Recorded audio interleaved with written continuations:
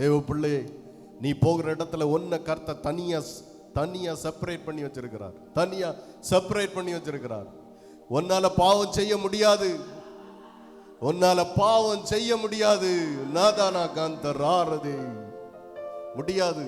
எத்தனையோ அரியாசங்கள், எத்தனையோ அவமானங்கள், போன இடத்துல எல்லாம் பாடு, பிரச்சனை, கண்ணீர், சொந்த குடும்பத்திலே எல்லாம் வேதனைப்படுத்தினாங்க. ஆனாலும் என் தெய்வம் கூட வந்துகிட்டே இருக்கிறார். சின்னதா பார்த்தா தெரியாது, உன் கூட ஆண்டவர் வந்துகிட்டே இருப்பாரு. அதை செய்தோம், இதை செய்த, சின்ன சின்ன காரியங்களை செய்துட்டு இருக்கும்போது நம்ம நினைச்சிட்டு இருப்போம், ஆண்டவரே எப்போ வருவீங்கப்பான்னு சொல்லி. எப்போ வருவீங்க ஆண்டவரே, உங்க வருகைக்காக காத்து கொண்டிருக்கிறேன்னு சொல்லி. அகரபஷே ரதுநாரதே என்னை கேட்டருளும் சொன்ன வேகத்துல அக்கினி இறங்குச்சுன்னா, இன்னைக்கு அக்கினி இறங்கும்.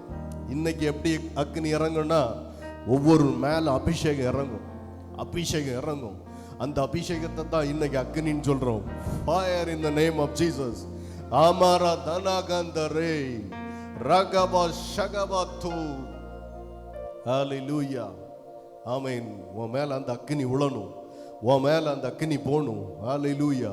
நீ போகிற இடத்துல அந்த அக்கினி நீ சும்மா இருக்காது. அது பத்தி எரிஞ்சுக்கிட்டே இருக்கும். அந்த அக்கினி. அது போய் இருக்கிற இடத்துல சும்மா இருக்க முடியாது.